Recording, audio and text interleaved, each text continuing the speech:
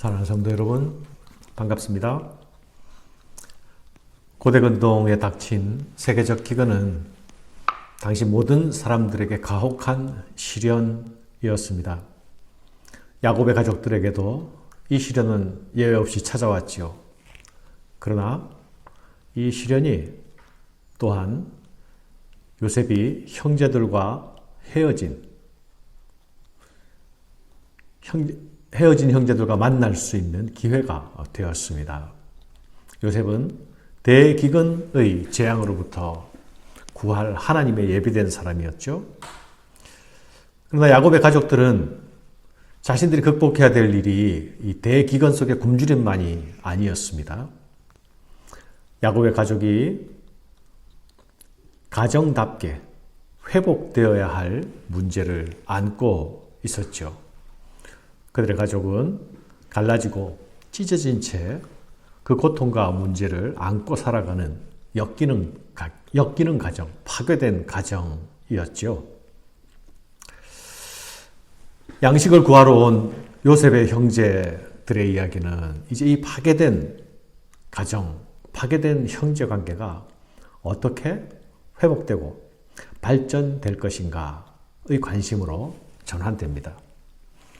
먹고 사는 생존의 문제를 기본 배경으로 깔고 하나님 나라 가정의 회복이라는 더 깊은 문제가 드라마처럼 펼쳐지는 것입니다. 오늘 본문은 그 전개의 첫 단계에 해당하는 말씀이라 할 수 있습니다. 요셉의 형제들은 이곳에서 요셉에게 정탐꾼이라는 누명을 쓰고 감옥에 투옥됩니다. 그 기간은 사흘이었죠. 그러나 요셉은 무려 13년이라는 세월을 자유가 없는 신분으로 살아오지 않았습니까? 요셉의 형제들은 사흘간 자유 없는 감금의 시간을 경험하게 됩니다. 그리고 이방 땅, 이방 감옥에서 억울한 감금을 당할 때에 가지는 처지를 경험합니다. 그리고 그 불안과 두려움이 무엇인지를 경험합니다.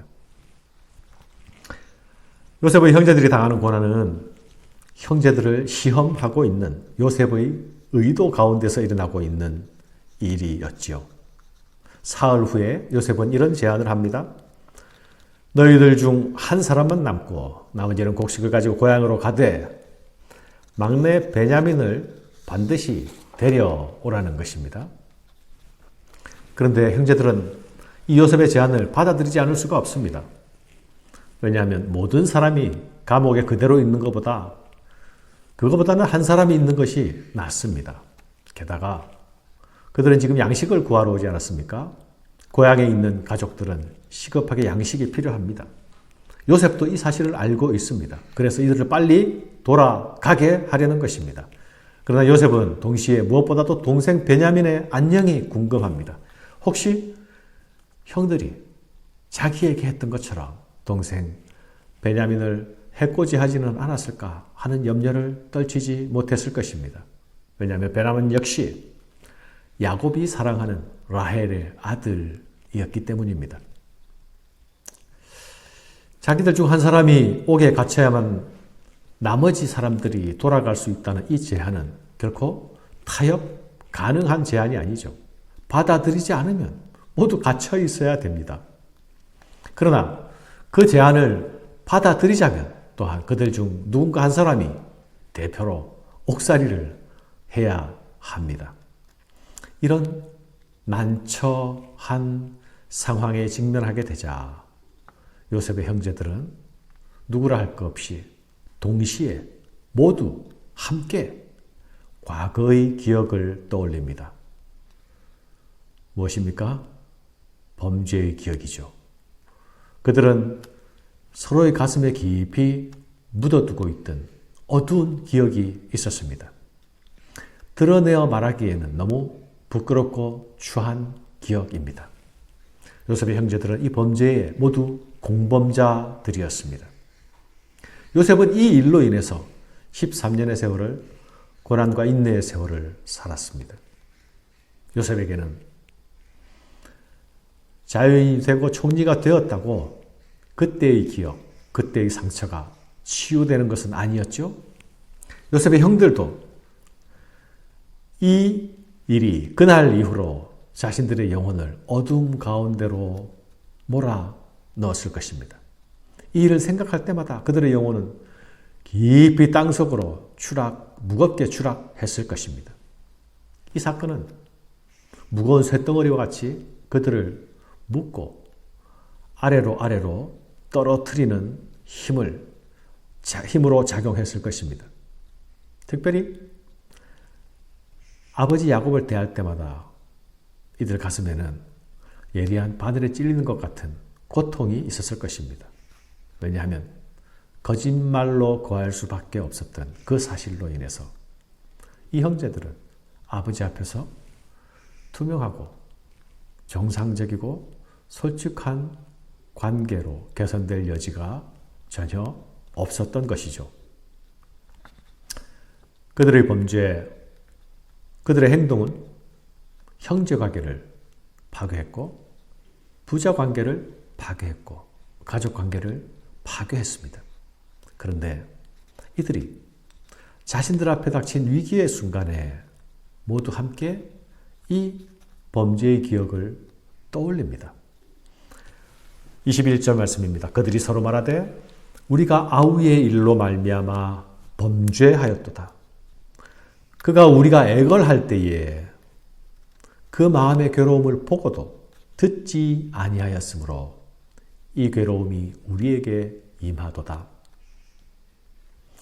이 일은 적어도 25년 이상 지난 과거의 일이 아닙니까? 그러나 그들은 자신이 닥친 이 애매한 시련, 애매한 환난, 애매한 공공 앞에서 그들의 공동의 기억을 소환해냅니다. 결코 지금까지 직면하고 싶지 않은 사실이었습니다. 언제까지나 묻어두고 싶은 기억이었습니다.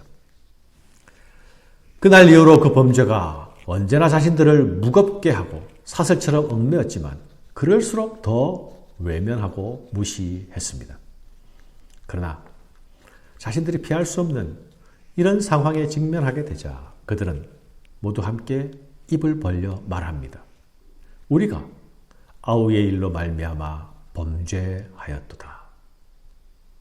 그가 우리에게 애걸할 때에 그 마음의 괴로움을 보고도 듣지 아니하였으므로 이 괴로움이 우리에게 임하도다. 사랑하는 여러분, 범죄의 기억은 분명 고통스러운 일입니다. 지울 수 있다면 지워버리고 싶은 기억일 것입니다. 그러나 범죄의 고백은 그 고통으로부터 자유할 수 있는 출구입니다. 그러나 이 범죄의 고백은 결코 쉽지 않은 일입니다. 이 출구의 문을 열고 나서기란 결코 쉽지 않은 것입니다. 형제들, 자기 중 누구 한 사람이 투옥되어야만 자신들이 자유로워질 수 있다는 엄연하고 답답한 현실 앞에 서게 될 때에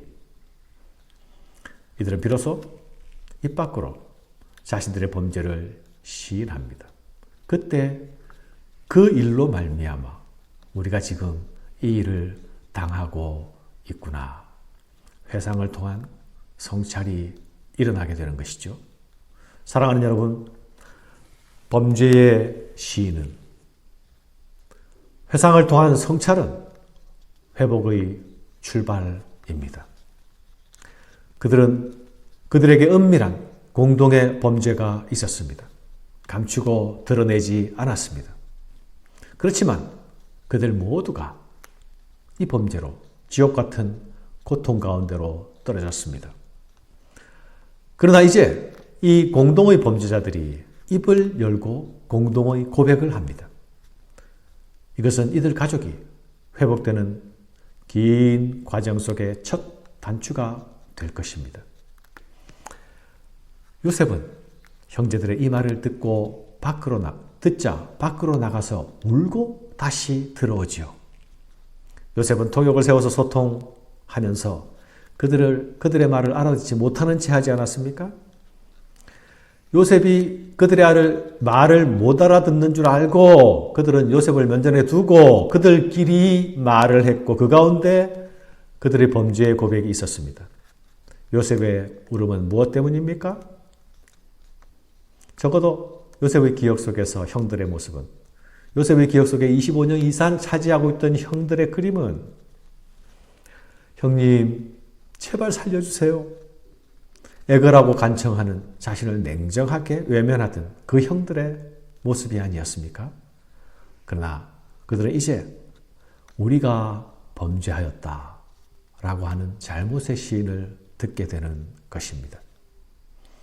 이것은 요셉이 꿈에도 상상하며 그리던 회복의 모습이 아니었을까요? 적어도 형들은 이제 더 이상 그때 그 과거의 모습이 아닐 수 있다는 희망, 가능성을 보는 것만으로도 요셉의 마음은 요동칠 수 있었던 것입니다. 그의 목에 깊이 걸려서 결코 내려가지 않던 어떤 것이 이 말을 듣는 순간 뻥 뚫리며 내려가는 것과 같았을 것입니다. 또한 큰형 르우벤이 그 범죄의 현장에서 그 범죄를 말렸다는 사실을 듣는 것 자체도 그에게 크나큰 위로가 되었겠죠. 사랑하는 여러분, 죄악을 기억하는 것은 분명 큰 고통입니다. 그러나 기억하지 않는 죄악, 외면한 죄악은 용서받을 길이 없습니다. 치유될 길이 없습니다. 자유할 길이 없습니다. 더 깊은 고통입니다. 하나님은 형제들의 상봉에서 이 죄를 기억나게 하셨습니다.